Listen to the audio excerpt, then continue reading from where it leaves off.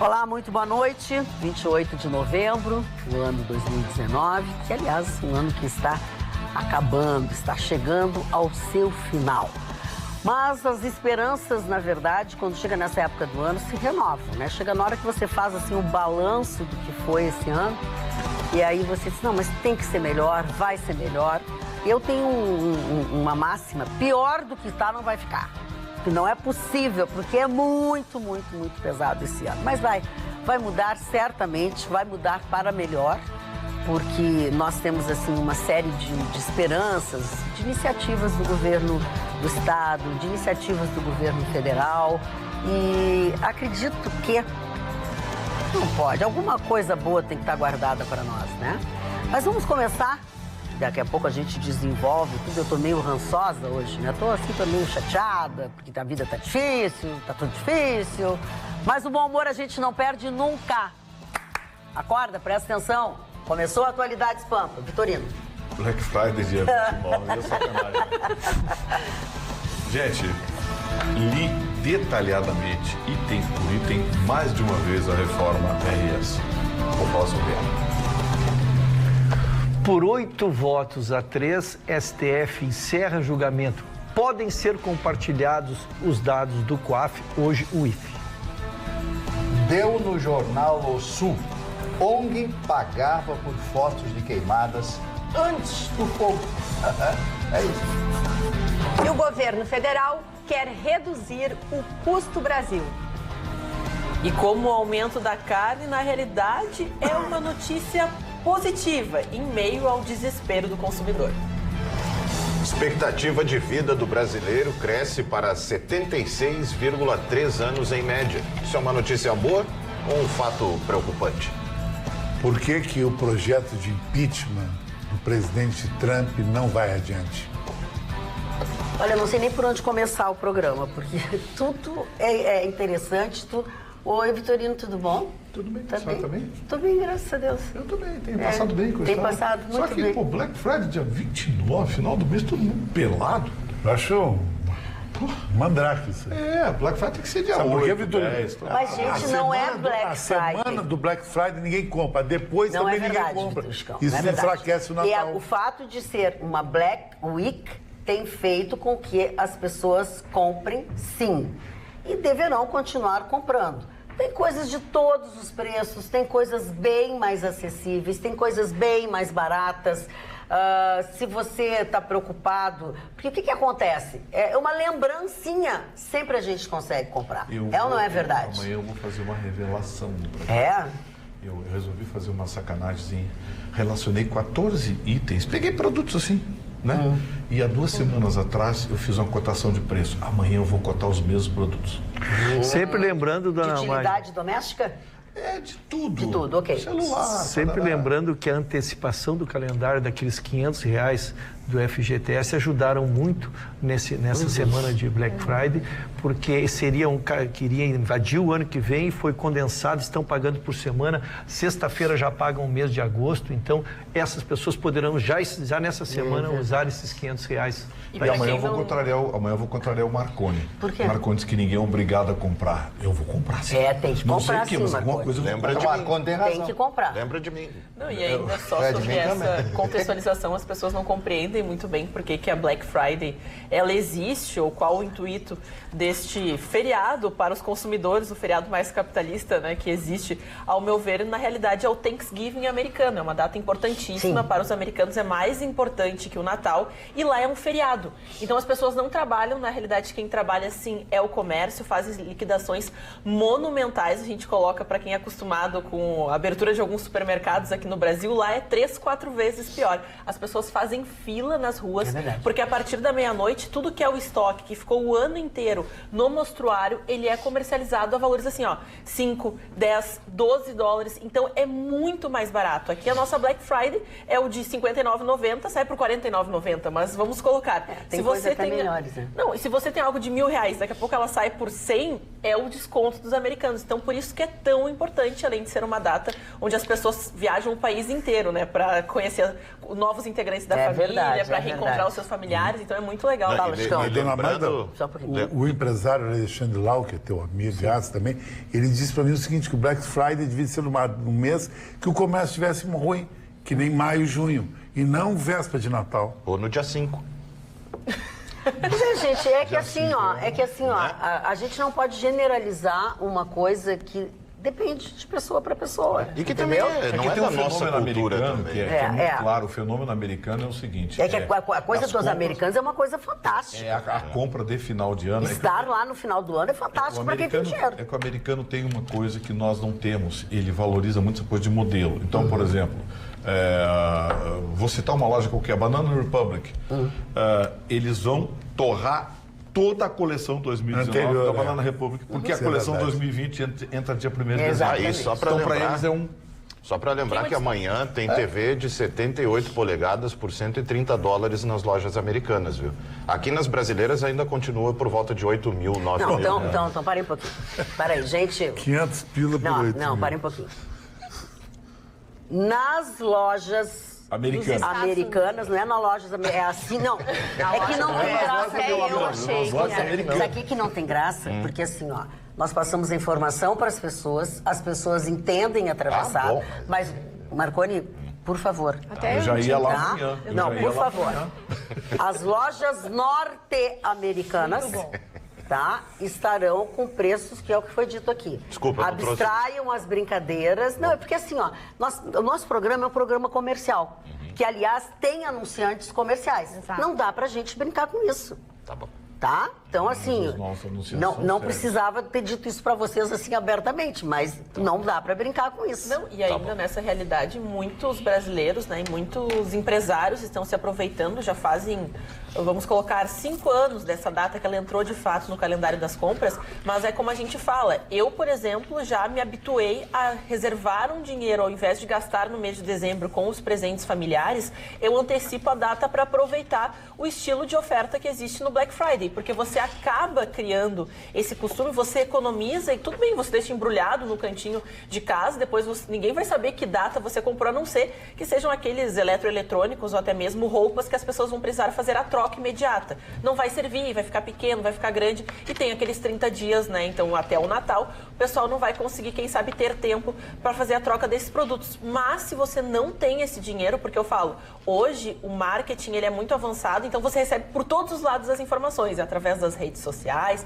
de um lado, de outro. Então pesquise bem e confie também no seu instinto. Não vá naquela oferta básica ou no muito barato, porque talvez não vai ser o que você espera. Tem que procurar. E no ano passado teve um negócio legal. Teve 2 ou 3 lojas que foram espertas. Passou a Black Friday e na outra semana, liquidação da Black Friday. Bom, aí é maravilhoso. Essa era boa. Maravilhoso. Aliás, todos podem ser denunciados ao PROCON, quem não fizer a Black Friday, né? Quem não fizer descontos.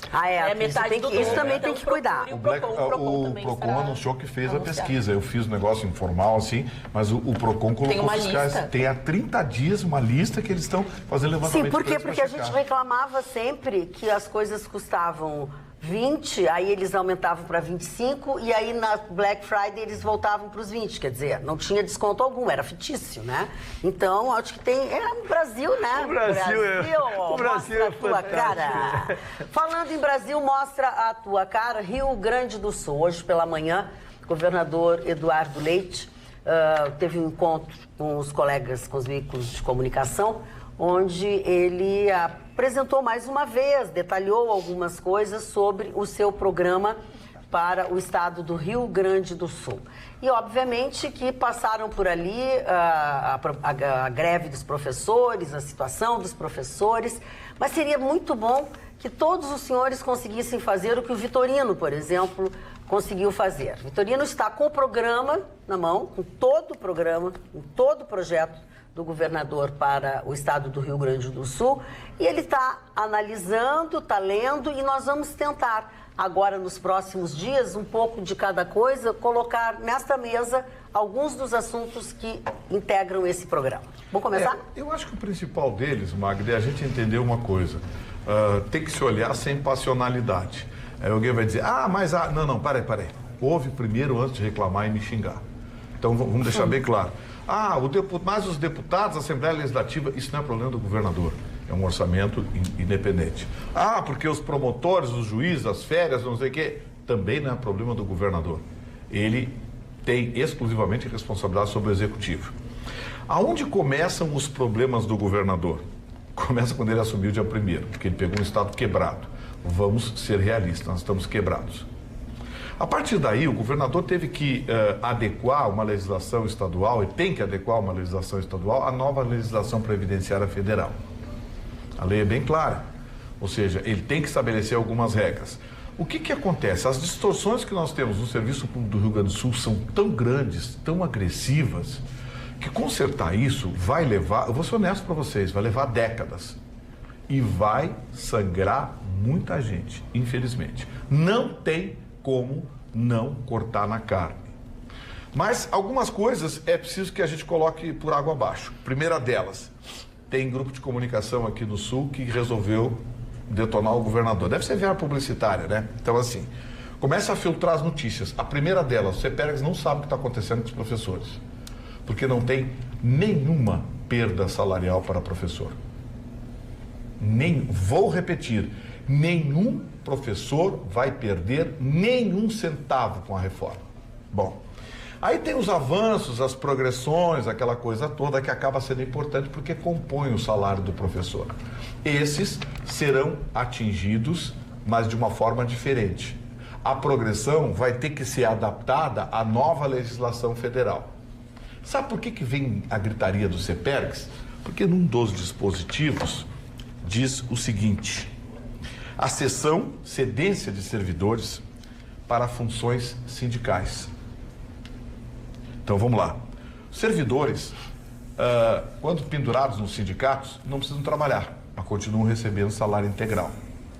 O governador está propondo que eles continuem recebendo porque a lei federal assim o determina, mas as gratificações, função de confiança, aqueles penduricalhos, sejam extirpados.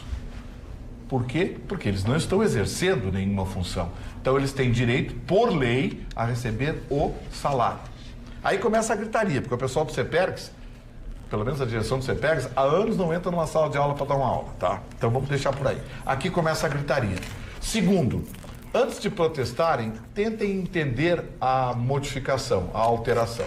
Eu diria que hoje eu me sinto 80% pronto a responder qualquer pergunta sobre isso aqui, sobre o Reforma RS, a proposta do governo. Li atentamente, reli alguns desses dispositivos, fui checar na lei e desde já vou deixar bem claro, a hora de me xingar é agora. Eu sou favorável e eu vou estar ao lado do governador. Eu tenho criticado o governador aqui por outras coisas, mas essa proposta aqui é absolutamente realista. E outra coisa, ao contrário do que divulgaram hoje por aí, que o governador não tem uma ideia fixa sobre... Não foi isso que ele disse. O governador deixou claro que está aberto a negociações. Querem alterar algumas coisas? Vamos alterar. Mas eu quero que as alterações sejam exclusivamente estruturais e não econômicas. Porque mesmo com isso aqui aprovado, o Rio Grande do Sul ainda vai ter um déficit recorde e que vai manter o nosso estado como o pior estado em situação financeira do país. A propósito disso, Roberta participou hoje de um encontro onde o Rio Grande do Sul esteve na pauta, e esse programa, né? Exatamente, Magda. Foi o governador, inclusive, estava presente, foi o primeiro fórum LEAD de desenvolvimento do Rio Grande do Sul. Foi um ambiente onde os principais empresários do nosso estado se reuniu para 4 painéis, 11 palestrantes, aonde foi debatida a questão do desenvolvimento do nosso estado. Como cada um desses ramos, a indústria, o comércio, a inovação, os serviços, a infraestrutura, pode se unir para fazer com que o nosso estado saia dessa situação tão angustiante e tão desesperadora. O nosso estado, como disse o Gustavo, realmente está falido e a gente precisa muito se unir para sair dessa situação. E o que mais me chamou a atenção foi que nesses painéis muitos empresários apresentaram as suas empresas e eu escutei de vários deles dizendo: nossa, eu conheço essa empresa, até presta serviços para minha empresa, mas eu não sabia que atuava em tal ramo, não sabia que fazia tal coisa. Isso me chamou a atenção. E também me chamou muito a atenção a fala de vários deles dizendo o seguinte: para a gente conseguir crescer, a gente precisa se apoiar. Então, empresários, em vez de você contratar um serviço ou comprar algo de um outro estado ou de um outro país, comprar algo, por exemplo, da China, comprar algo de algum outro estado como Minas Gerais, pega o valor que a China está oferecendo, pega o valor de Minas Gerais, senta com o empresário gaúcho que faz a mesma coisa e diz, olha só, vamos negociar, eu quero comprar de ti. Quer dizer, fomentar negócios no nosso estado para gerar emprego e a economia gerar. Então, foi realmente assim, quero agradecer o convite do presidente do LIDE Rio Grande do Sul, Eduardo Fernandes, pela oportunidade, a Pampa se fez presente lá e foi bem bacana. Nara de Porto Alegre, muito prazer, eu sou Magda Beatriz e vou transmitir ao Vitorino a tua pergunta. Pergunta para o Vitorino se o governador pode mexer nas aposentadorias, direitos adquiridos, uma vez que ele troca as vantagens por um abono que não é reajustado, perda de salário. Não, ele não vai mexer em aposentadoria, não pode, a lei não permite. Okay. O problema que o governador enfrenta é que o número de inativos hoje é muito superior ao número de trabalhadores na ativa. E existem vinculações que ele quer afastar. A principal vinculação é a seguinte, ele não consegue reajustar os salários mais baixos sem que na mesma proporcionalidade tenha que reajustar os salários mais altos. Então o que acontece? Você não pode dar aumento significativo para os professores que ganham pouco, aliás a maioria ganha pouco, sem que isso atinja o topo da cadeia. E não é dos professores, é de todo o segmento laboral. Então assim, vou apenas citar uma situação complicada. Um policial hoje começa a sua atividade ganhando R$ 4.200. Professor em final de carreira com mestrado, doutorado, termina com 3.880. Como é que eu vou explicar isso para a população? Não dá para explicar. Mas aí o governador diz, tá, como é que eu vou mudar isso? Não tem como mudar. Tem que mudar a lei. Exatamente. Vamos mudando de conversa. Senhoras e senhores, vocês terão a partir de agora o último capítulo da novela COAF e STF. Doutor Ruxa. Não o farei sem antes arrumar minha franja, dona. Ai, meu Deus. Arruma a franja quem tem, né? Os telespectadores não me aguentam mais ouvir falar disso. Eu não tenho culpa com o STF. Não disse nada. Eu não tenho culpa com o STF. Levou um mês pra julgar isso, dona Maria. Tu ia dizer que o telespectador não tem culpa de ver tua franja mal arrumada. Não, você tem o direito. Tu tem culpa de estar com a franja mas mal arrumada. O telespectador não me aguenta, mas eu vou ser breve, mas nós não podíamos encerrar um capítulo importantíssimo na nossa história. Eu acho que a nação está de parabéns. Acho que todos nós, cidadãos, estamos de parabéns, porque o resultado foi toda aquela expectativa que nós tínhamos. O resultado foi 8-3 a favor daqueles que queriam que liberasse os dados, que como pudesse ser compartilhado os dados do COAF. Vejam a importância e o que está vigorando. Entra uma movimentação no computador lá de R$1 milhão, disso na conta da doutora Roberta. Ele tá me ajudando. E a doutora Roberta tem dinheiro. Não vale, tem que ser o meu exemplo. R$1 milhão na minha conta, aí o sistema estranha, dona Maria. Porque não é proporcional. Aí tu vai e investiga. Chama ele e diz, olha aqui, ó, me justifica isso. Ele não justifica, aí tu vais e pede a Receita, e a Receita pede os extratos, e aí é confrontado da onde veio esse $1 milhão. Aí passa para o Ministério Público, vamos examinar. Quem sabe ele só quis omitir, né? Quem sabe, mas a origem do dinheiro é lícita, ou ele omitiu e a origem do dinheiro é lícita. Aí vai virar, então, esse inquérito, o Ministério Público vai abrir a denúncia e vira uma ação judicial. Isso é o que estava sendo tolhido, 975 processos, 550 inquéritos, segundo a Polícia Civil. Era isso que estava sendo trancado e era isso que estava sendo decidido. Mas ia comprometer o Brasil mundialmente, evidentemente, perante os outros países, porque há um tratado internacional de combate ao descaminho do dinheiro. E o Brasil faria exatamente uma linha contramão da história em relação a isso. Então, o Brasil agora se afina com o mundo internacional de combate a esse descaminho todo e passa, então, a continuar todos esses inquéritos parados passam agora a voltar a andar, podemos dizer assim, e poderá-se então aperfeiçoar a tão almejada justiça, dona Magda. Muito bem. Falando em justiça, em correção, eu quero ser correta com os telespectadores da região de Caxias do Sul, aqueles que nos assistem através do canal 49.1.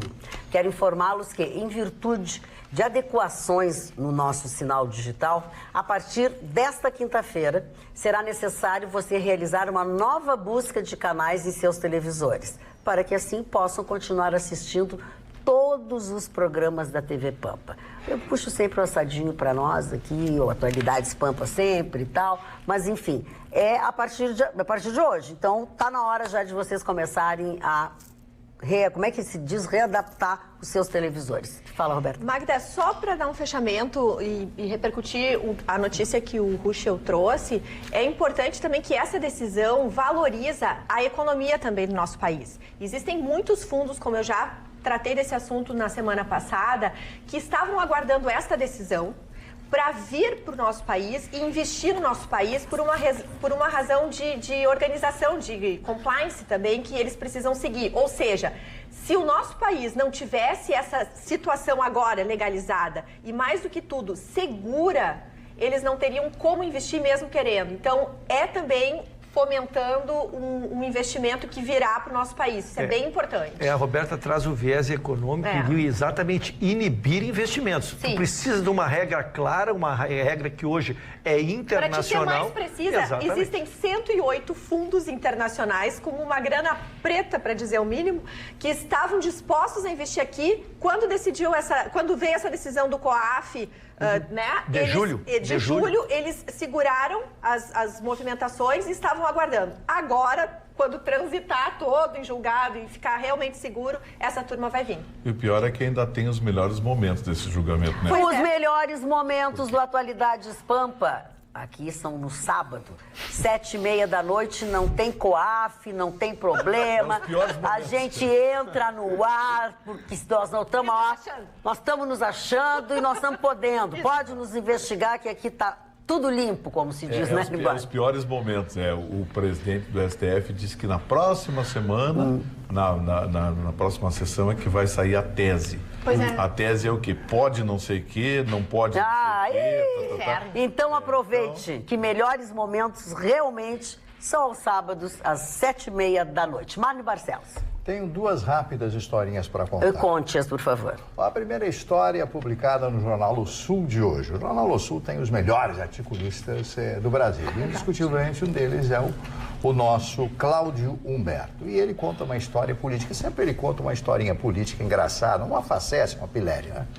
Ele diz o seguinte: o senador Evilásio Vieira, de Santa Catarina, o Lazinho Vieira, que eu tive até a oportunidade de conhecer na minha juventude, foi fazer um comício numa pequena cidade de colonização alemã, na cidade de Santa Catarina. Vocês sabem que muitas delas, como Blumenau, por exemplo, a colonização alemã, e as pessoas estudam alemão, falam alemão.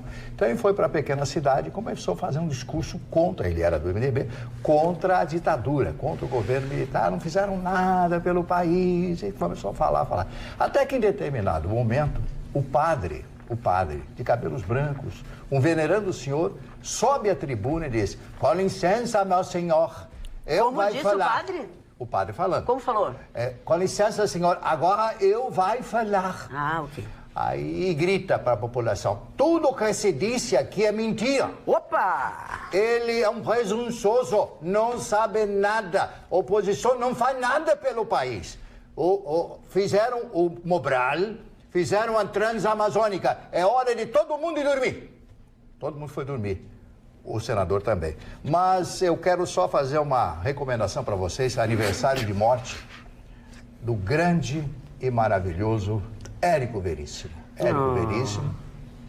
E esse livro que eu tenho na mão foi o primeiro grande sucesso dele, que permitiu a ele viver dos seus livros, das suas escritas, né? Olhai os lírios do campo, né? E ele, passados anos, deu uma entrevista dizendo o seguinte, que esse livro ele achava exageradamente sentimental e que ele não gostava mais do livro, mas que esse livro... Mas acontece que o autor, ele escreve numa determinada idade, com os anos ele vai olhando, poxa, mas eu escrevi uma coisa que hoje não caberia mais. mas ele disse, eu devo tudo a esse livro, que deu início à minha carreira de escritor. Ele fez mais de 30 livros, contos e tal. Foi realmente, para mim, o maior escritor brasileiro, junto com Jorge Amado. Então, eu queria fazer esse registro do aniversário de morte do grande Érico Veríssimo. Quem não leu, O Tempo e o Vento, a obra-prima do Rio Grande do Sul. Você já leu? Se não leu, está perdendo. Muito bem. E se você não está participando do nosso programa, também não sabe o que está perdendo. Você pode fazê-lo através do nosso Instagram, que é @atualidades.pampa. Pode fazer pelo youtube.com/tvpampa. Aí vai naquela sinetinha ali, que tem uma função maravilhosa, que é de notificá-lo cada vez que tiver alguma coisa nova. O facebook.com/atualidadespampa, que está na mão da Ana, logo em seguida ela fará algumas leituras. O e-mail, atualidades@pampa.com.br. E o WhatsApp, que eu já li algumas participações dos telespectadores, que é o 999-777-001. Levei 4 anos e meio para decorar, mas agora eu decorei. Quem mandou... Magda, sobre a questão do livro do Marne, os livros que Marne Barcelos, é o momento alto do programa, todo mundo adora. Aqui o pessoal, a Sandra Moraes fala, eu li e reli, amo este livro. A Maria de Lourdes, que ela nos acompanha todo sábado, ela diz que nunca perde os melhores momentos e nem durante a semana. Ela fala, muito bom este livro, Marne, eu li várias vezes e amei cada vez mais este livro. O personagem principal se chamava Olivia. Não, que legal. É bonito esse nome. E ainda as pessoas aqui criaram não o Black Friday, mas o Black Fraud, eles colocaram assim. Armadilhas para os desatentos, é a opinião do Jefferson. E também as pessoas, o Carlos Roberto coloca assim, o trabalhador vai gastar suas pequenas reservas nesta Black Fraud. Tomem muito cuidado. Black Fraud, tem que olhar, porque isso aí a qualquer momento você pode passar por qualquer coisa. Eu, com a minha visão otimista, eu acho que todas as iniciativas boas, elas têm que ser saudadas. Agora, como tudo se faz nesse país, aqui se tenta fraudar. Acho que a iniciativa do Vitorino é a melhor. Tu te organizar 2, 3 semanas antes, quero trocar meu televisor. Vai em 5, 6 lojas de interesse, anota o preço e aí vai no dia. Bem, aí tu pegou o teu salvo-conduto. Então, tu tem defesa para isso, né? Então, eu acho que existe a fraude, lógico, e a gente lamenta e a gente combate, mas também temos que incentivar, porque a ideia é maravilhosa, dona Mara. Sem dúvida. Poder comprar... E funciona em tudo que é país. Aqui é que é o país só do no Brasil não vai funcionar. Né? Exatamente. E tá cheio de lojas sérias. Claro que tem que escolher. Desovar estoque, enfim. É que nos Estados Unidos é uma parceria entre fabricantes e comerciantes. E comerciantes, é outra coisa. Por exemplo, você vai lançar uma linha de tênis. A linha de tênis 2020 só pode entrar nas prateleiras e que a de 2019 já foi. Então, a nova linha 2020, o fabricante dá um desconto para que esse desconto seja repassado para a linha 2009, para que o preço saia... Aqui tem carro lançando 2021. Uma vez eu comprei um carro do ano e fui para Gramado, achando que eu estava com um carro zero. Cheguei lá e estava lançando o carro do outro ano. Vitorino, e eu voltei com o carro velho. A gente tem que entender que automóveis têm muito pouca margem, né? Essa é a questão. Então, às vezes, oferece no juro, no financiamento. Por exemplo, tu comprares um carro que custa 80 mil reais. Se tu conseguires um parcelamento de 50% em 24 vezes, por exemplo, sem juros, é um desconto extraordinário. Então, às vezes, o desconto nem é no preço direto, é na forma. Mas é na negociação, na forma de pagamento. Então fique atento e procure, cavoque, né? É o momento. Não, e até sugere, se você tem um dinheiro à vista, diz, olha, eu tenho X para comprar. Isso aí. Entendeu? Não é porque já está com desconto que o senhor pode aceitar. Vai negociar mais um pouquinho. Agora... Porque ele sempre deixa uma margem para o choro do cliente. E com dinheiro na mão... Eu vou dizer uma barbaridade agora. Não diga. Gente que vai ficar bravo. Não, mas eu vou dizer para ficar Você não ouve. Eu vou ficar bravo. Calma, Gustavo. É uma coisa rara. Tu sabe que é uma coisa rara. Olha como tu não tá roxo, Mário. Batman de preto aqui. Quando ele vem de preto, ele se acha bonito. Se eu venho de preto, mas ele fica alinhado de preto. Dona Roberta... A Dona Roberta é suspeita. A Dona Roberta é suspeita. Eu gosto do meu amigo. O que eu vou fazer? Olha a gritaria que vai ter mas agora. vai que eu tô nervosa já. O melhor carro de comprar agora é o 2019. Claro. Claro. É verdade. É verdade. Quem tem carro 2019 em estoque, tá fazendo precinho. Boa dica. E faz preço maior se tu chega e diz, olha, é X que eu tenho pra pagar. Quer, tá aqui, ó, tá aqui o dinheiro. Não quero, vou embora. Essa é a parte mais difícil, doutora Roberta. Fazer um chá. Mas quero dizer aos senhores que se vocês tiverem confiança, você vai ter muito tempo para aproveitar essas ofertas. Nós estamos vivendo mais agora, Marcos? Sim, exatamente. O IBGE divulgou hoje, no Diário Oficial da União, os dados da chamada Tábua da Mortalidade. Um estudo que comprovou... Que nome ruim, né? É ruim, né? É pesado. Desculpa, mas eu achei meio pesado. Eu também não gostei. Vou controlar minha faixa aí, seu Marconi, enquanto eu ainda tenho. Não, e exatamente essa questão da faixa é bem curiosa, porque essa média estendida difere para cada faixa etária.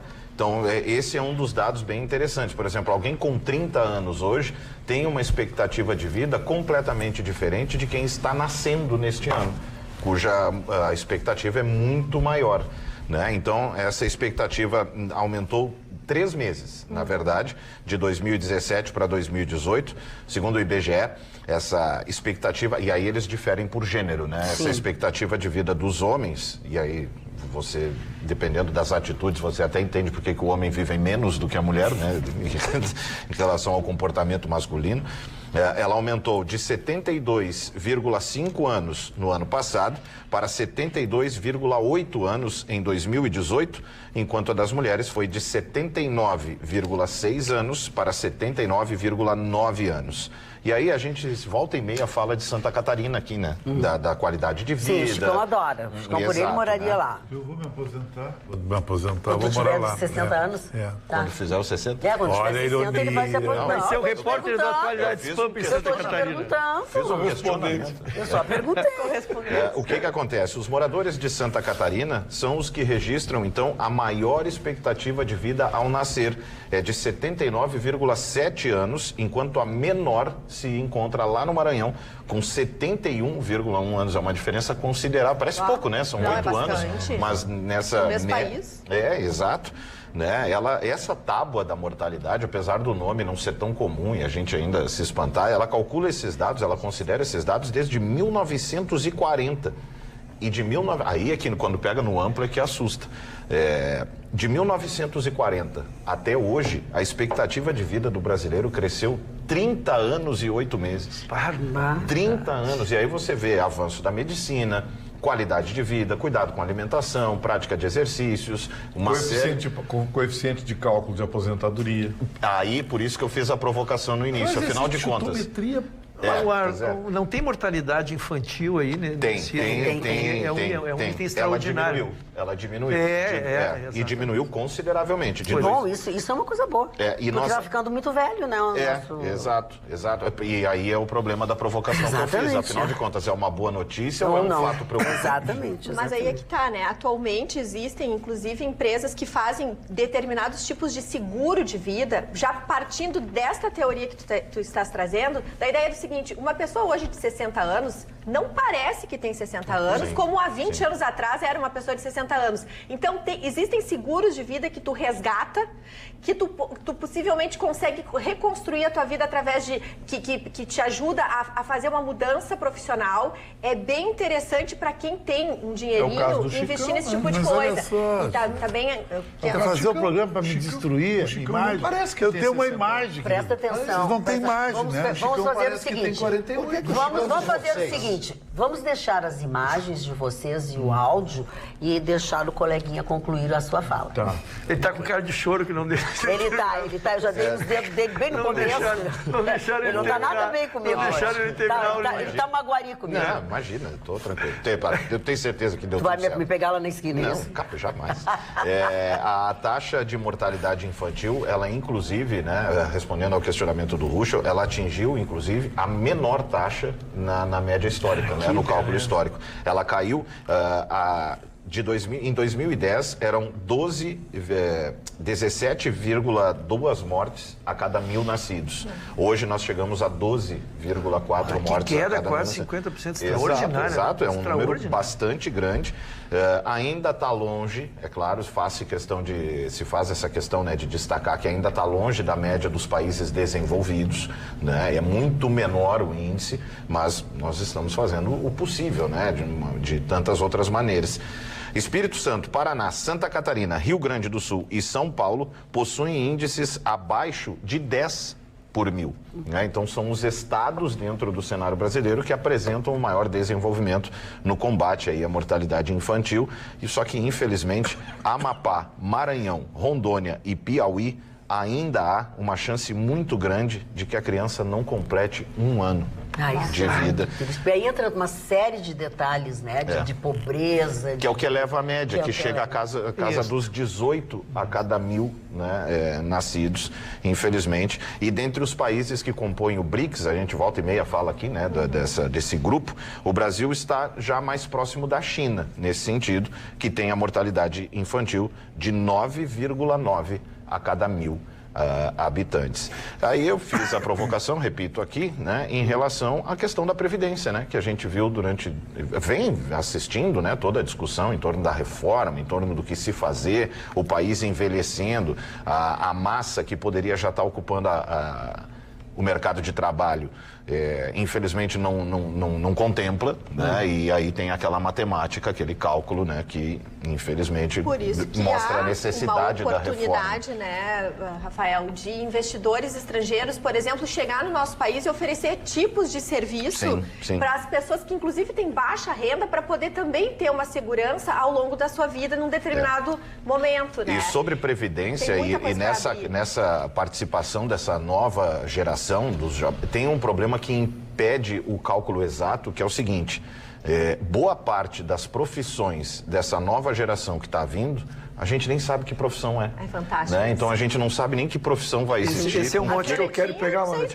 Eu quero primeiro, Marco, te cumprimentar por essa matéria. Eu acho que ela é interessante, ela é a nossa essência, né?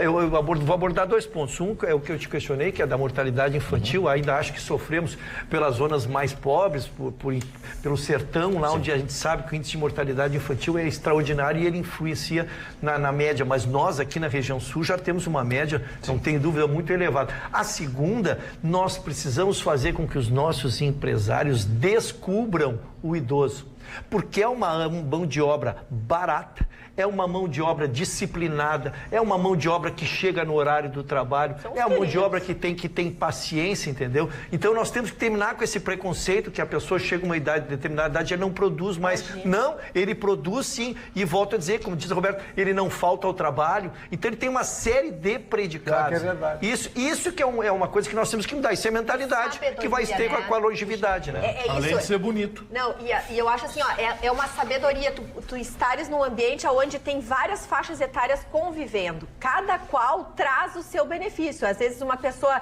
de uma nova geração também te traz um ar novo, te faz ver, te faz enxergar as coisas de outra linha, mas a experiência que o tempo traz é imbatível. E tem a questão da saúde também. Os mais idosos, voltando a estarem envolvidos com atividade laboral, você elimina uma série de problemas psicológicos, né? Depressão, possibilidade de depressão, é gente que segue na ativa, se sentindo capaz de produzir. Porque normalmente é essa coisa de não estar produzindo é que começa a situação. Começa a afetar. Ainda só sobre isso, é também importante falar que pensar sobre a terceira idade também é uma realidade para muitos jovens de hoje, porque poucos jovens hoje querem investir numa família, querem investir em união estável. Então, aquela coisa...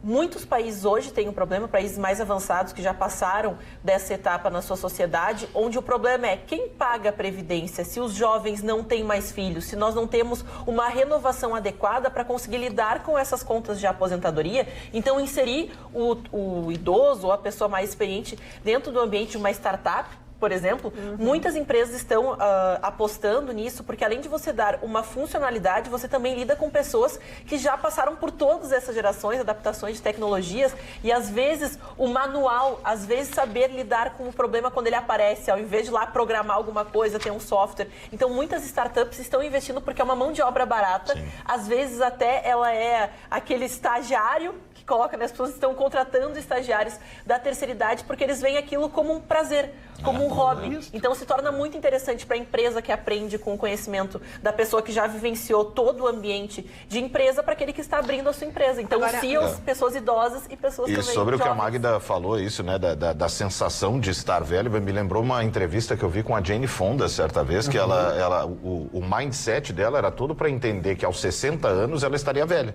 O que é mindset? Nem todos os telespectadores sabem o seu modo de pensar. Você foi trabalhado a pensar de uma maneira, né, que naquele momento uma pessoa de 60 anos estaria velha. Sim. E ela disse que quando ela fez os 60 anos, ela se olhou e disse, gente, eu não estou velha. Eu tô 100%. Eu já contei isso, eu vou contar só que rapidamente. A minha filha, quando estava na faculdade, agora, há 15, 20, 16 anos atrás, ela tinha uma velha que era colega dela. E elas ficavam muito irritadas. Aí eu disse, mas que idade tem essa velha? 45 anos. Aí me ofendeu. Aí, não, presta atenção, não. Aí eu olhei pra ela e digo assim, que idade eu tenho? Ah, tu tem 45. Eu sou uma velha?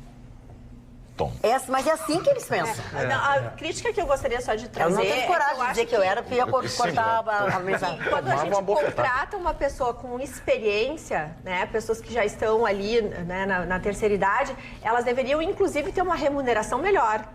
Porque elas geralmente vão trazer para o negócio algo que é muito imaterial e que só o tempo traz. Então, a crítica que eu faço é que existem empresas, sim, buscando esse profissional, justamente que é um profissional que tem vontade, precisa muitas vezes até para ajudar na sua casa, para continuar, porque às vezes é a aposentadoria de um senhor que está sustentando os filhos que estão desempregados. E aí ele consegue um extra, e esse extra é mal remunerado. Então, acho assim, que as empresas precisam valorizar esse trabalhador. Vamos ver o que os nossos telespectadores estão dizendo, vamos deixá-los participar. Os telespectadores começaram uma campanha. Toda hora que eu falo, eles colocam no mute. Mas se você colocar no mute, você não vai se escutar, porque hoje estou lendo aqui a participação dos telespectadores. Então, assim, é a campanha agora, eles começaram aqui. Mas muitas pessoas colocando aqui sobre a opinião dos jovens não investirem em famílias, como é o caso da Marcelena Fontes. Ela coloca, eles não têm mais filho, só os cachorrinhos. Agora os pets são os bebês das famílias. E aqui também as pessoas criticando um pouco, achando que o Vitorino está defendendo o leite, acha que isso é um absurdo. Mas ele fala assim, ele ia defender, ele está defendendo. Estou preparado para todos os xingamentos, mas eu quero xingamentos com fundamentação. Que me digam o seguinte, mas nós estamos perdendo isso. Eu quero saber o que está sendo perdido, o que está sendo jogado fora. Porque tem uma coisa, grande parte desse projeto aqui do governador é nada mais, nada menos que uma adaptação à lei federal, ao novo regime da Previdência. Então... Ana, eu não vou deixar passar, eu quero dizer que em relação a essa brincadeira do mute, eu acho que quem não ouvir a Ana perde muito, perde de aprendizado. Ela, para nós aqui, é uma menina no nosso meio, ela nos impulsiona, ela nos devolve a capacidade de sonhar, de acreditar que há um mundo jovem, ela contradita os nossos conceitos, e é muito importante. Então, eu acho que você, quando bota o mute, perde muito de aprender com essa menina. Não se preocupa que está no mute, eles não estão escutando. Eles não estão escutando, não estão escutando. Olha aqui, a Zeli Heinck, ela só coloca aqui porque é bem importante que ela traz esse comentário. Ela fala, ninguém vai investir no Brasil. Esse governo não nos inspira confiança. Basta ver no leilão do pré-sal, as pessoas também discordando dessa opinião, mas também perguntando como o governo pode melhorar, quais são agora os passos a serem dados para melhorar o nosso estado e principalmente o nosso país. É o questionamento de muitos telespectadores, até direcionando a Roberta, elogiando a Roberta pela abordagem do evento, mas também perguntando para ela isso. O que eu percebi desse evento que eu escutei, os empresários, eles estão dizendo o seguinte, que é aquilo que eu relatei no início, é realmente fomentar negócios entre as empresas gaúchas e regionais. Muitas vezes a competição entre outros estados, até pelos vários impostos que aqui são cobrados, impede que um gaúcho consiga vender para outro gaúcho. E o que se disse hoje é, vamos nos ajudar. Tenta diminuir a tua margem de lucro, faz algum tipo de negociação comigo, mas vamos fomentar negócios entre nós. Por quê? Porque nós vamos estar gerando empregos no nosso estado. É o emprego que vai ajudar a essa economia melhorar. Né? Porque outras... É legal, mas é meio lúdico, né, Roberta? Não, foi uma decisão. É legal, mas é meio lúdico.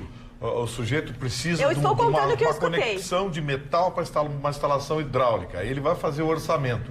As indústrias gaúchas produzem essa conexão a 8, 8,20, 8,40. Aí ele acha 4,50 em São Paulo. A indústria gaúcha não tem como chegar nesse preço. Eu vi essa é uma os dificuldade. empresários... E sabe por quê? Por causa do custo do Rio Grande do Sul. O Rio Grande do Sul é caro. É caro. É uma coisa de não ser a favor nem contra. O Rio Grande do Sul é caro. Eu lembro de uma história muito parecida com essa, no final dos anos 70, início dos anos 80, em que está me fugindo o nome, Hamilton, está me fugindo o nome, de um articulista de um jornal americano que diz o seguinte: eu quero ser americano, mas eu quero que os americanos me ajudem a ser americano. Eu entro numa loja de automóveis de um fabricante americano e quero comprar um carro. Escolho a cor, o modelo, o cidadão me pede 20, 30 dias, eu tenho que deixar 20% de entrada, ou então comprar naquele formato de leasing que os americanos têm. Eu entro numa loja de um carro japonês em território americano, escolho a cor, o modelo, o cara manda eu passar de tarde para pegar o carro. Sim. Então, assim, eu quero que me ajudem um americano a ser americano. Então, nesse caso, os gaúchos podem se ajudar, mas eu acho que é preciso que a gente se ajude ou ajude o gaúcho a se ajudar. Falando em ajudar, eu quero só chamar a atenção dos telespectadores mais uma vez, telespectadores da região de Caxias do Sul, que nos assistem através do canal 49.1. Nós estamos informando que, em virtude de adequações no sinal digital, a partir desta quinta-feira será necessário realizar uma nova busca de canais em seus televisores para que vocês possam continuar acompanhando a nossa TV Pampa e a opinião do Dr. Ruschel sobre o assunto que está sendo tratado aqui. Em relação ao Estado, eu falo rapidamente, porque eu acho que precisamos do Refis, que está sendo entabulado, estão sendo privatizadas as 3 empresas que queriam, trancou a questão da venda do Banrisul, que ia injetar capital no Estado. Então, acho que sem isso aí nós não vamos conseguir avançar, embora vamos acompanhar o projeto e o Vitorino vai acompanhar. Em relação ao governo federal, eu queria me permitir o que eu espero para 2020. Tá? O governo precisa construir uma base política. Dona Magda, eu fui ver as estatísticas de todas as votações no Congresso. Eu não vou me atrever porque o dado não é científico, mas entre 70% e 80% das votações o governo perdeu ou teve seu plano desmontado, tá? E tornado o que a Câmara ou o que o Senado queria. E isto, para 2020, é muito importante, porque nós temos reformas estruturais do país, nós temos a reforma tributária, nós vamos mexer com coisas que a sociedade precisará se adaptar e comprar ideia. E sem uma base política, para que me entendam, é aquelas pessoas que vão dentro do próprio Congresso defender as suas ideias, é criar um ambiente favorável ao que...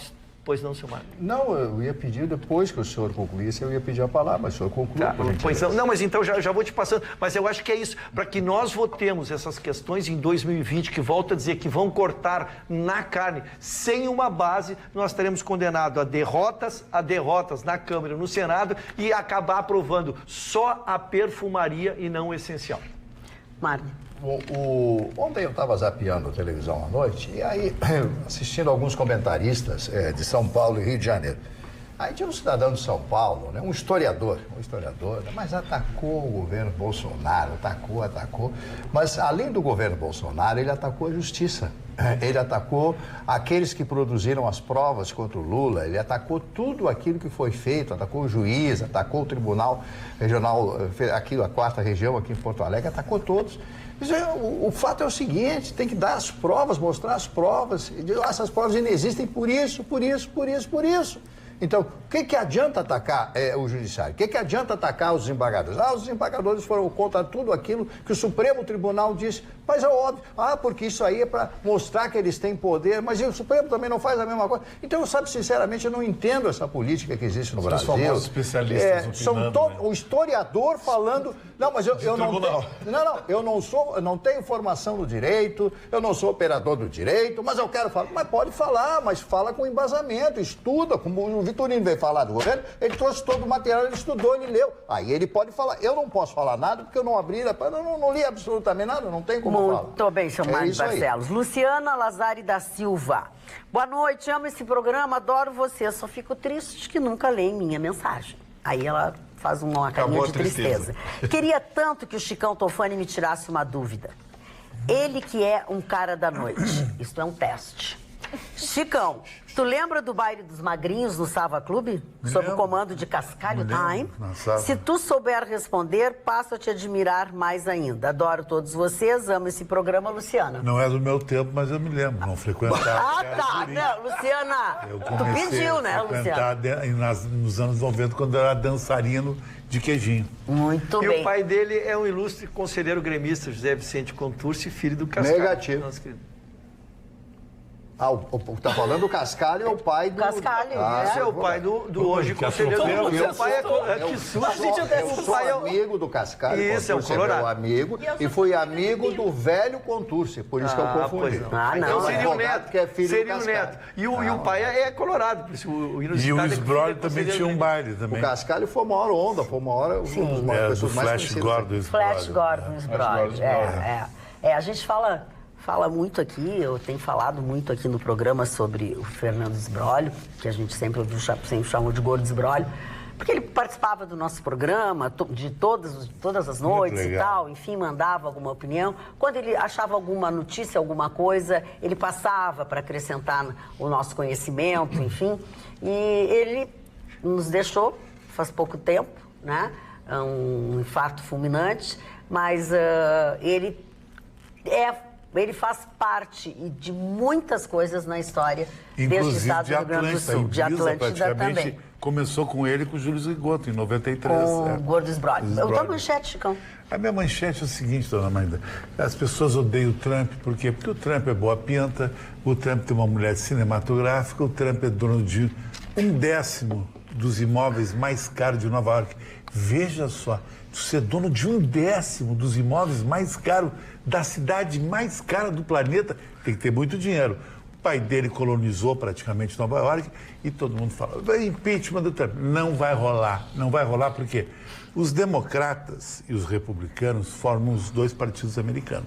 Os republicanos têm 56% do Congresso, então teria que ser que nem os congressistas brasileiros traíra. E lá não tem essa história de centrão, em cima do muro, mimimi, 20 países. Outro é da direita, que é o republicano, outro é de uma meia esquerda americana, que é o democrata. Não tem em cima do muro lá. Então não tem como a metade do Congresso, a metade dos republicanos traírem para votar com os democratas a favor do impeachment. E se acontecesse, vai para o Senado. Lá no Senado, vitória simples. E ali os republicanos têm 52%. Então o Trump vai continuar governando e pode se reeleger. Agora, a coisa mais interessante, dona Magda, é que os americanos não gostam do Trump.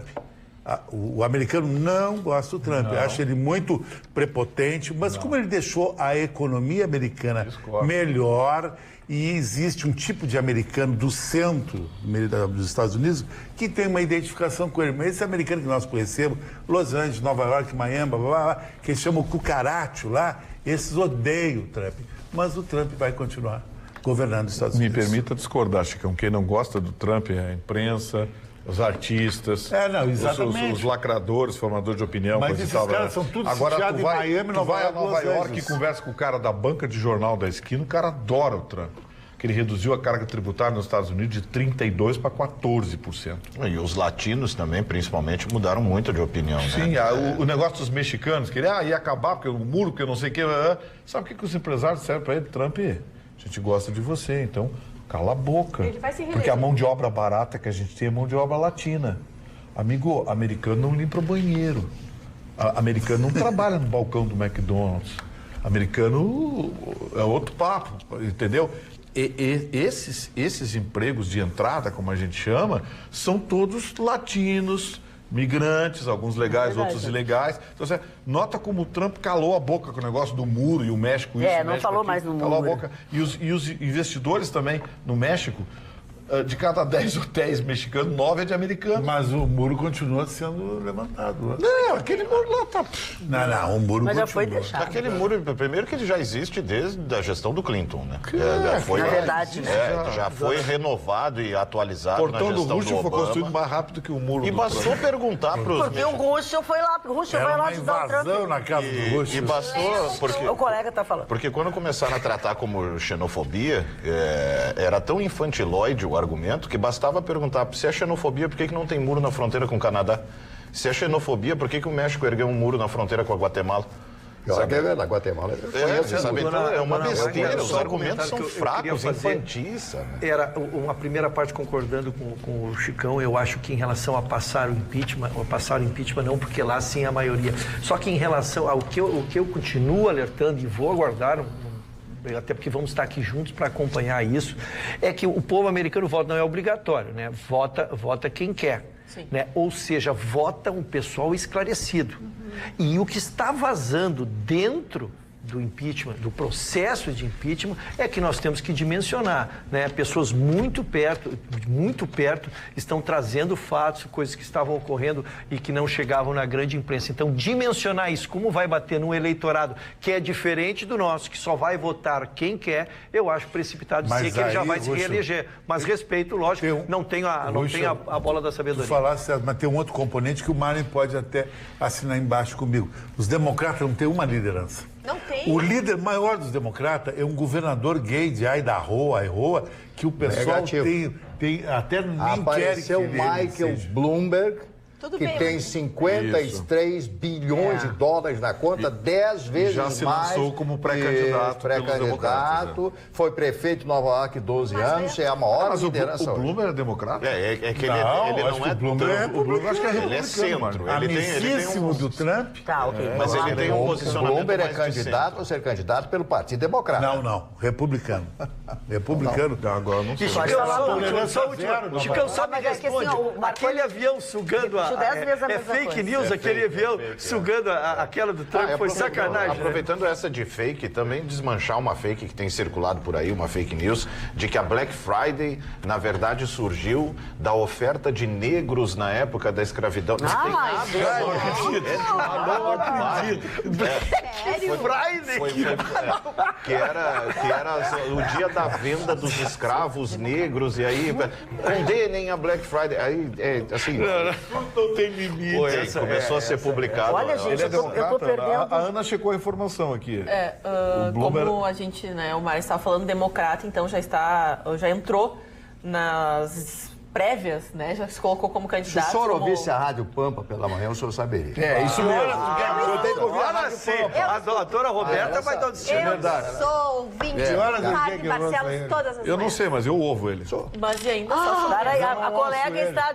Ô, coelhinho de Páscoa. Depois dessas coisas, essas figurinhas vocês trocam depois. Vamos falar. Só pra gente trazer a informação de que a gente não dimensiona o quanto o povo americano ele é de fato politizado, tanto que a maior audiência da TV americana nesse ano está sendo a transmissão dos julgamentos do impeachment do Trump.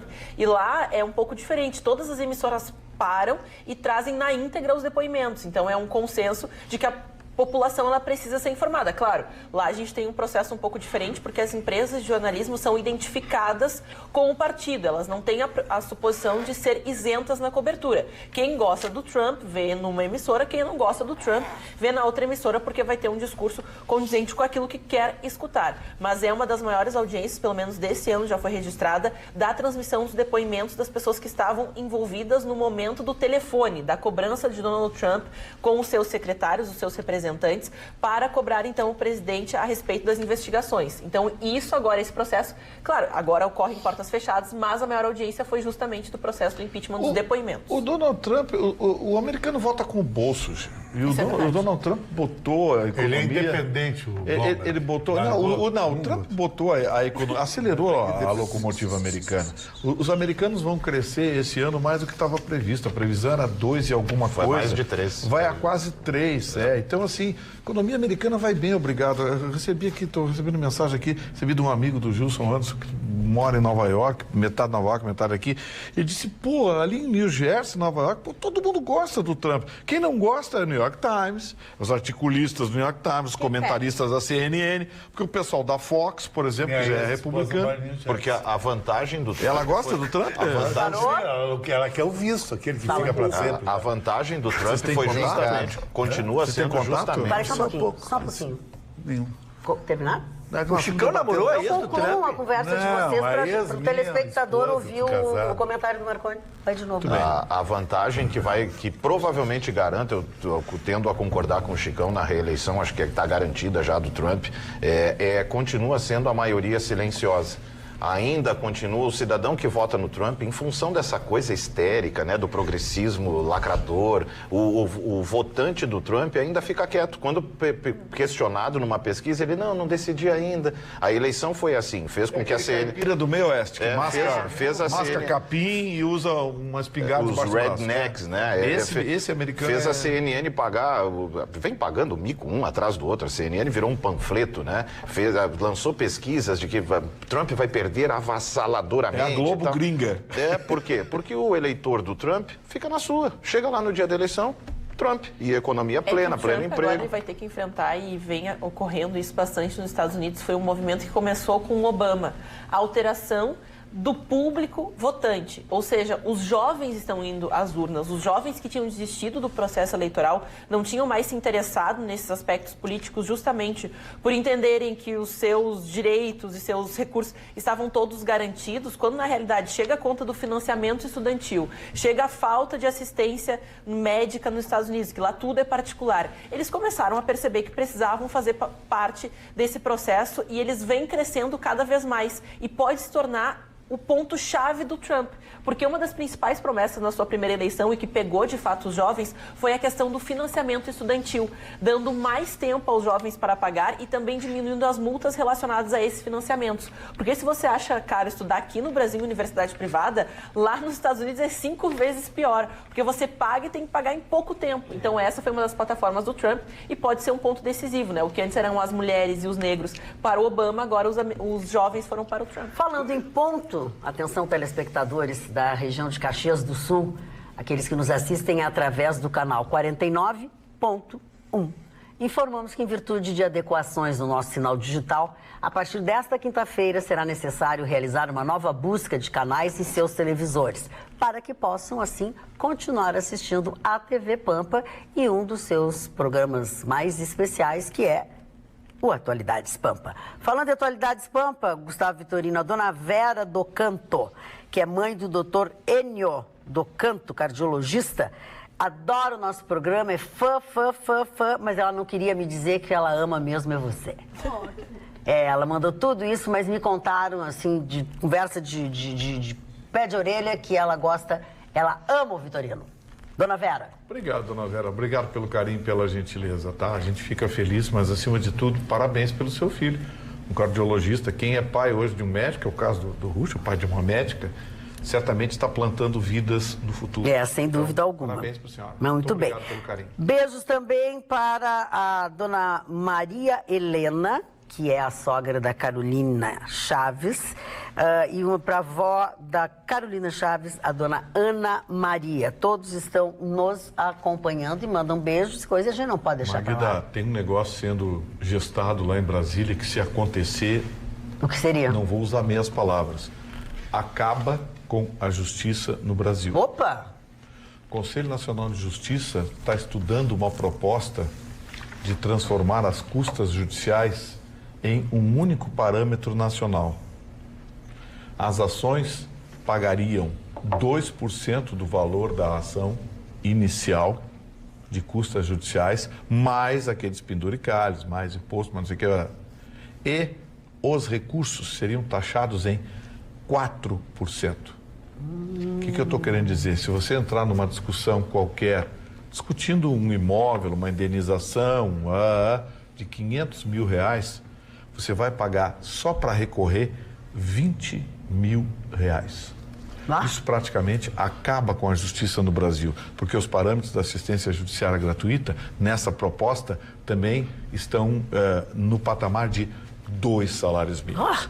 Quer dizer, se você ganhar, Marconi, R$2.500 e processar a construtora que fez um imóvel com defeito que você pagou R$500 mil, você vai pagar inicialmente R$10 mil para entrar com uma ação. E se você perder ou ganhar e tiver que recorrer, você vai pagar mais R$20 mil de custas judiciais. Isso se você ganhar R$2.500. Essa proposta está no Conselho Nacional de Justiça, que está reunido nessa noite de quinta-feira para dar início e avanço a esses índices. Mas a proposta do Conselho é essa. Eu sempre disse, esse Conselho Nacional de Justiça virou um sindicato do Poder Judiciário. Aqui no Rio Grande do Sul, as custas judiciais estão exorbitantes. Os juízes apertam na assistência judiciária gratuita. Então, assim, o que vai acontecer com o pobre? O pobre daqui a pouco vai ter que resolver tudo na mão grande, amigo.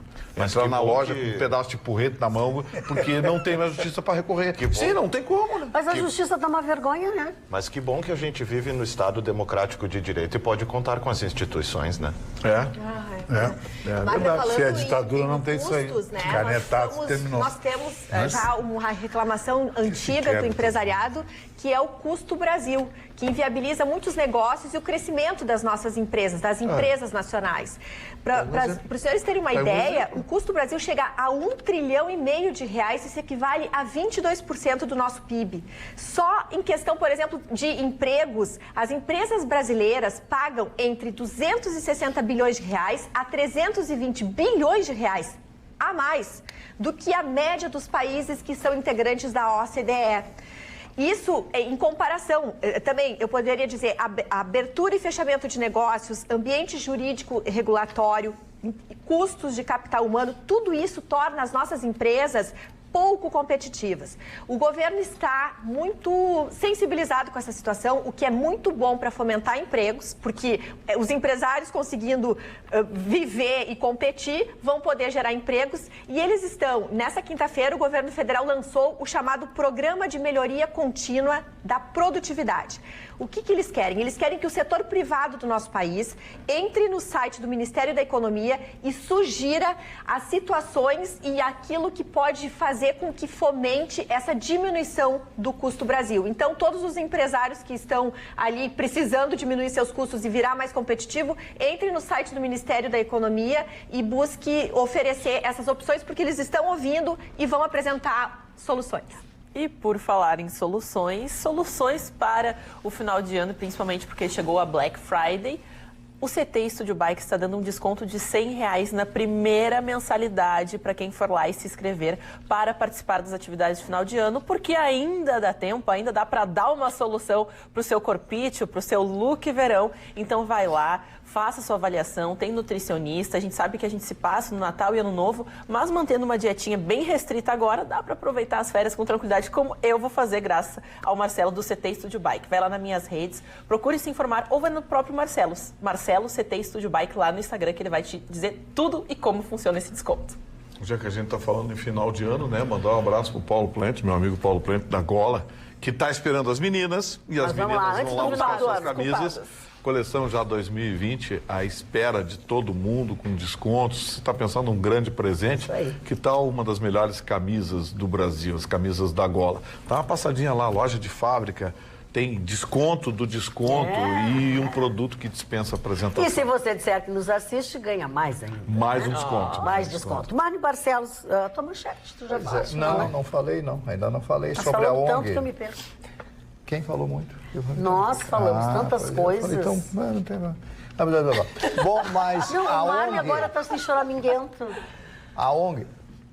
Choraminguento. Né? Eu sei que tu está choraminguento. ONG pagar por fotos de queimadas antes do fogo. Essa aqui não, é um pedacinho que eu vou ler, porque eu não posso ler uma palavra. A coluna do Cláudio Humberto está aqui, ó. Tem que colocar os óculos aqui, ó. Os brigadistas ligados a ONGs presos por atearem fogo na floresta negociavam a venda de fotos de queimadas à ONG internacional WWF antes mesmo do incêndio ocorrer. Venderam 40 fotos por 70 mil, diz a polícia. Fechado o negócio, ateavam fogo e faziam as fotos para sensibilizar doadores. Só o ator de Leonardo DiCaprio deu à WWF 2,1 milhões, dos quais 300 mil acabaram nos bolsos da quadrilha, segundo o delegado José Humberto Melo, da Polícia Civil do Pará. O delegado admitiu durante entrevistas que crimes idênticos podem ter sido cometidos em outros estados da região amazônica. A polícia desconfiou da quadrilha ao observar que os 4 brigadistas ganharam muito dinheiro com os incêndios e os investigou. Quer dizer, mais uma prova em conteste de que era tudo uma grande armação, botavam fogo na floresta e botavam fogo no Bolsonaro, como se realmente fosse ideia do governo brasileiro da época, do nosso governo atual, de colocar fogo na floresta amazônica. Quer dizer, são as fake news, são as coisas contrárias ao governo. Quer dizer, eu sempre digo, nós temos que ser unos, né? Nós temos que pensar em torno do Brasil, não essa disputa de direita ou esquerda. Isso aí está levando o país à ruína, está cada vez pior. Casualmente ele senta à minha esquerda, mas fale, doutor Rogério. Dona Maida, Gostei do casualmente. Não, é porque saiu uma notícia de fim de tarde aqui que a gente fica impactado com ela, porque sempre é notícia em relação às ONGs, né? Sim. Que o governador destituiu o presidente do inquérito da notícia que traz o Marne aí. Ele foi destituído e a Polícia Federal fazia um inquérito paralelo a essa investigação e diz que em relação às 4 pessoas nada havia contra elas. O juiz hoje à tarde mandou então fazer um alvará de soltura dessas quatro pessoas aqui. Foi nomeado um novo presidente do inquérito e vai-se então fazer um inquérito civil novamente. Como eu disse, a Polícia Federal já encerrou, quer avocar a ela, e foram soltas essas 4 pessoas. Vamos aguardar o capítulo de quem fala a verdade. Se é o delegado de polícia, porque está aqui o nome do delegado. Isso, ele foi destituído, Mário, é isso que eu estou dizendo. Pois é, Humberto Melo, nome do delegado, coluna de hoje do jornal O Sul. O governador do estado do Pará destituiu este delegado e colocou outro delegado.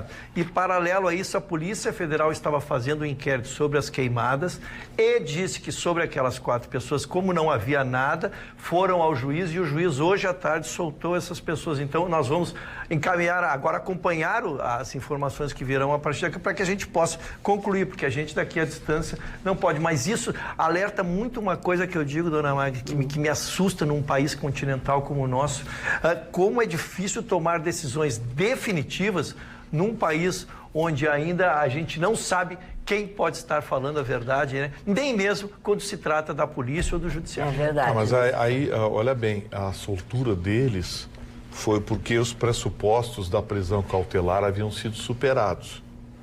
Então, assim, a polícia não disse que eles não tinham nada a ver. Não, eles tinham sim. Tem vídeos, tem gravações telefônicas, tem tudo isso. A decisão do governador do Pará foi totalmente política. Porque o governador do Pará, se sabe, é oposição. O filho do Barbalho recomenda Tanto bastante. Que a Polícia Federal então, tá assim, de olho nele também, o juiz que determinou a prisão foi o mesmo juiz que determinou a soltura. E nos fundamentos o juiz colocou: não estão mais presentes os fundamentos da prisão cautelar, ou seja, eles não oferecem risco ao processo, eles têm um trabalho com carteira assinada, com residência fixa, enfim. Isso não é um atestado de inocência, o juiz apenas o soltou. Não, eu quis só te dar a ordem, porque o juiz, este mesmo juiz, tinha mantido, mesmo diante desses argumentos que está me trazendo, este juiz manteve a prisão dos 4. E foi após a Polícia Federal vir e fazer a intervenção que então o juiz voltou atrás da sua própria decisão, ele mesmo revogou a sua decisão e soltou essas 4 pessoas. Por isso que eu estou dizendo, a gente daqui, eu não vou testar nenhum delegado, nem nada. O que é difícil no Brasil é exatamente isso. O que causa surpresa é essa iniciativa da Polícia Federal do Pará, porque e as fotos, e os vídeos, e as gravações telefônicas interceptadas, e as cobranças. O dinheiro na conta. E o dinheiro na conta. Apareceu 300 mil na conta. Como é que fica? Então, é estranha essa postura da Polícia Federal. Tem que saber do superintendente da Polícia Federal do Pará lá o que levou eles a tomarem essa atitude que o Rucho acabou de descrever. Porque é, no mínimo, esquisito, né? O assunto não envolvia a Polícia Federal, não tinha nada a ver com isso, era uma investigação da Polícia Estadual do Pará, que acabou tendo o delegado que investigava afastado, e está evidente que foi de forma política, porque o juiz, para decretar uma prisão cautelar, ele precisa de materialidade do crime, ele precisa do indício de cometimento do crime e o indício de autoria. Claro. É a única forma do magistrado decretar uma prisão cautelar. Ele decretou a prisão cautelar por conta das fotos, dos vídeos, das gravações que foram apresentadas, dos slips de caixa de dinheiro que foi depositado, da confirmação lá de fora do dinheiro, que não sei o quê, do doador que mandou o dinheiro. Tá? Então, eu acho que é muito importante que se veja o que aconteceu ou está acontecendo na Superintendência da Polícia Federal do Pará, para eles tomarem essa atitude. Dona Magda, posso fazer um off-topic aqui? Só uma citação? Tu pode fazer o que tu quiser. Muito grato. Menos tirar a roupa não, e cuspir na gente. Não, isso jamais, não vai ficar legal. Alguns telespectadores não gostaram não, jamais. do Marco. Tu ia apanhar em casa. Ia ter que dar Dona André, explicação em casa. ia apanhar em casa. Eu quero fazer uma citação O Sugar não é mais mais o mesmo. O Sugar já era. Uma citação respeitosa, mais uma exceção, né? A Elitânia da Hora, de 25 anos, que se preparava justamente para defender o seu trabalho de conclusão do curso, que ela fazia o curso de serviço social, e o seu trabalho de conclusão era sobre feminicídio. E a poucos instantes de apresentar o seu trabalho, ela levou um tiro na cara do seu ex-namorado. Que isso? Mas veja você, sabe o que ela tinha? A medida protetiva. Veja Parece só. que não é tão bom ter, porque Parece quem tem a que medida não protetiva morre. Tem uma, né? Então, mais um caso dessas exceções, né, que acontecem aí. Ela tinha uma medida protetiva que, veja só, impedia a aproximação do suspeito, mas não falava nada sobre a aproximação da bala em direção ao rosto dela, né, que... De novo, né? Eu vou sempre bater nessa tecla de que isso é uma ofensa. Eu, como já disse aqui, as principais pessoas, as pessoas mais importantes da minha vida são mulheres. Minha mãe foi a minha avó, é a minha esposa, é a minha irmã. E eu tenho medo mesmo de verdade de que elas, em qualquer circunstância que seja, acabem acreditando nessa palhaçada chamada medida protetiva, que por mais que os argumentos técnicos e blá, blá, blá, blá, blá, blá, não protegem, não garantem absolutamente nada. Infelizmente, a Elitânia, aos seus 25 anos de idade, às vésperas do apresentar o seu trabalho. A medida protetiva não é uma solução, exceção, ela é uma ferramenta. Ela é uma ferramenta. Não adianta, Vitor, eu posso estar errado e acredito que esteja, mas para mim é conversa mole e eu, como leigo, um ignorante jurídico, eu não tenho conhecimento nenhum sobre esses termos. A lei é para quem cumpre a lei. Exato. Então, acreditar que emitir um papel e que deu, agora, caso aconteça algo, aperte no aplicativo, plim, plim, plim, peraí que a polícia está vindo, e até lá. Até porque, no momento em que tu tem essa medida protetiva, o teu algoz fica com mais raiva ainda de ti, porque é uma coisa que... Vamos exercitar o contrário, então. O que você sugere? Se vocês querem terminar com a medida protetiva... Eu não tô falando. Eu vou entender, porque senão eu vou entender. Porque a medida protetiva é uma ferramenta, ela não é a solução. É uma ferramenta que não funciona. Se eu quiser matar alguém, não adianta, eu vou matar o Marconi, realmente, eu reconheço. A solução 100%. Eu estou dizendo que a gente vai estudando, tentando achar soluções. Chegando à conclusão de que a medida... Eu não estou falando mal da medida protetiva. A mim parece que a medida protetiva, ao invés de ser uma coisa positiva, ela se transformou em mais um tiro. E outra coisa... Mas é uma exceção, Magda. Mas é uma exceção. Vitor. É uma exceção. A delegada, a doutora Tatiana Bastos, me confidenciou que são de 20 a 25 medidas protetivas por dia.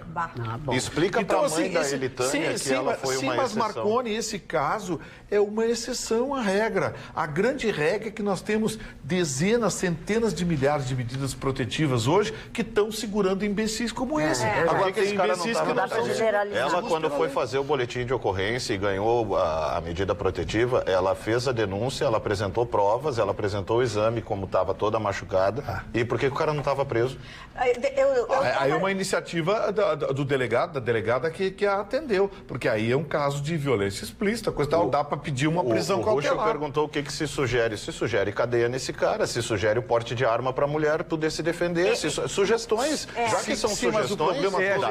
Aí, Marconi, um dia que tu tiveres uma esposa não tão brilhante como a tua, tu fizeres uma escolha, essa mulher se automutila, vai lá e aí tu vai ficar um mês preso até poder sair de lá e explicar que não foi tu que fez. É um risco que eu corro. Eu prefiro do que ver mais uma mulher morta. Eu prefiro do que ver ela morta. E ela não vai passar por isso, sabe por quê? Porque o porte de arma dela vai garantir que eu fique bem longe dela. Aí vai vir a indústria da fraude. Tudo que a mulher vai dar com a cara no coisa para ir lá e sair com porte de arma. Não, eu acho que, infelizmente, a gente vive uma realidade, para que toda essa realidade ela se transforme, ela precisa que existam os dados. Quando a gente é assaltado, eu, graças a Deus, nunca tive que registrar um boletim de ocorrência, todos os casos se resolveram rapidamente que eu passei, mas quando você vai lá, tem gente até, roubaram meu celular, eu não vou registrar porque tanto faz. Mas a própria Brigada Militar afirma, quando você faz um boletim de ocorrência, vamos supor, aquilo é um dado que vai ser depois cotado no final do ano para fazer um relatório que vai colocar a sua zona como uma zona de perigo. Porque foi você, foi outra pessoa, foi outra... Mas quando você não registra, tanto faz, tanto fez. Infelizmente, a gente coloca. Nós nos magoamos muito, eu fico muito indignada quando a gente lê essas notícias, que diariamente a gente não tem uma. A gente tem centenas de notícias a esse respeito, mas também é através desses dados, é através das medidas protetivas, é através de tudo isso compilado que vão possibilitar que se criem delegacias especializadas, que se criem patrulhas especializadas e que também tenham viaturas e policiais treinados para fazer só isso. Não para pegar o cara que está assaltando no mercado público, o cara que assaltou a lotação, a pessoa lá que está passando por uma situação de violência e também cuidar das mulheres que estão desprotegidas desses loucos, desses maníacos. Então é só, infelizmente, com esses dados, quantificando essas pessoas e, infelizmente, essas mortes, que a gente vai conseguir tomar uma providência. Porque talvez essas medidas e o fato de elas morrerem é o que vai dar o porte de arma daqui a pouco. Mas eu acho que, infelizmente, o Vitorino tem razão, sabe por quê? Porque com todas essas medidas protetivas no Brasil, ainda tem isso, imagina sem a medida protetiva. Ia ser um bang-bang total. Com ela invasão de casa, tudo. Para contribuir com o debate, eu tive a oportunidade de escutar uma promotora paulista, porque em São Paulo cresceu absurdamente, mais de 400% o feminicídio nesses últimos meses. Segundo ela, e ela tem um estudo muito profundo sobre esse assunto, 72% das mulheres, elas não buscam ajuda nem medida protetiva por medo do agressor. Porque o feminicídio é o final de um processo agressivo que começa com um processo psicológico. Outra coisa, o segundo motivo que faz com que as mulheres não se defendam é o medo de apresentar essa situação para os filhos. Por quê? Porque elas se sentem expostas, elas têm vergonha. E só em terceiro momento é a questão financeira que impede. Então, assim, a gente vive uma situação que é muito delicada, porque o feminicídio atinge todas as classes sociais e é muito preocupante porque começa com questões psicológicas e quando tu menos espera. Pessoas esclarecidas, pessoas que têm consciência, que escolhem, daqui um pouco, por alguma razão, rejeita a pessoa, diz, olha, não quero mais, e aí tu descobre um outro viés que tu não descobria, e aí tu tá ali exposta. Quer dizer, é uma situação que aí vem, Ana, é fundamental, sim, haver um investimento pesado na proteção, porque aí a mulher se sente segura de dizer, eu vou te denunciar e eu vou ficar realmente protegida, com viaturas, com delegacias, mas, sobretudo, uma conversa com esse homem. A gente precisa ajudar o homem. Não adianta a gente falar só com a mulher, porque isso já está acontecendo no nosso país. Não, aí ok, a gente está falando da mulher. Nós estamos falando do mundo perfeito. Mas respeite-se todas as opiniões, porque todas elas são... Eu não sou muito afeito a frases prontas, assim, né? Frases feitas, mas eu sou da ideia de que quando a presa se defende, o predador dorme com fome. Eu não consegui ouvir ainda um argumento plausível ou um esforço para argumentar contrário ao direito da mulher se defender com a ferramenta, aí sim a ferramenta, a peça de verdade na cintura, tão forte quanto a defender um pedaço de papel. Depois dessa brilhante citação do nosso filósofo... Nosso filósofo, eu quero... mais uma vez chamar a atenção dos nossos telespectadores, que são daí da região de Caxias do Sul e que nos assistem através do canal 49.1. Quero dizer a todos que, em virtude de adequações no nosso sinal digital, a partir desta quinta-feira será necessário você realizar uma nova busca de canais em seus televisores para que possam continuar assistindo a TV Pampa. E o Atualidades Pampa, inclusive com os aniversariantes do dia, Mário Marcelo. São poucos aniversariantes. São poucos? Porque já morreram muitos? Todos. Bom, é tudo. Então é um obituário, então. Então é a sessão espírita. Obituário, olha aí, Mário. O que é isso? Obituário? Obituário. Não poderia deixar isso. Vamos lá, Mário. Bom, o Friedrich Engels, um dos grandes criadores da obra de Marx, o seguidor da obra de Marx e de Karl Marx. Engels foi o grande sustentáculo da vida de Marx era mais jovem, milionário, o pai tinha uma grande indústria na Alemanha e conseguiu sustentar durante muito tempo Marx para que ele pudesse, junto com o próprio Engels, escrever e manter, fazer o Capital, Manifesto Comunista e todos aqueles livros. Agora, o livro mais importante, que foi escrito somente pelo Engels, foi este aqui, ó, a Situação da Classe Trabalhadora na Inglaterra, escrito em 1848. Eu já comentei com vocês que a Inglaterra de 1848, quando houve aquele boom, aquela explosão, com as indústrias crescendo de todos os tipos e tal, as pessoas trabalhavam muito e ganhavam muito pouco. Então surgiu dentro da classe operária esse movimento e ele, ouvindo essas pessoas, criou esse livro e esse livro foi um grande sucesso à sua época. Outro aniversariante, o doutor Stefan Zweig, escritor austríaco que veio viver para o Brasil. Ele era judeu, se apaixonou pelo Brasil e foi morar na cidade de Petrópolis. Escreveu dezenas de livros, alguns deles, esses livros, foi sucesso no mundo inteiro.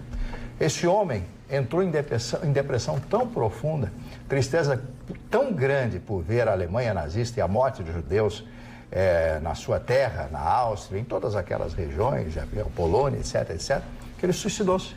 O Dr. Stefan Zweig, ele se matou num processo depressivo em 1942. Aí está a minha memória funcionando. Em contrapartida, eu falo de Ernst Röhm. Esse cidadão, que foi morto em 1934, foi o criador da SA. A SA era uma polícia paralela ao exército alemão e que estava subordinada ao chanceler do Reich, Adolf Hitler.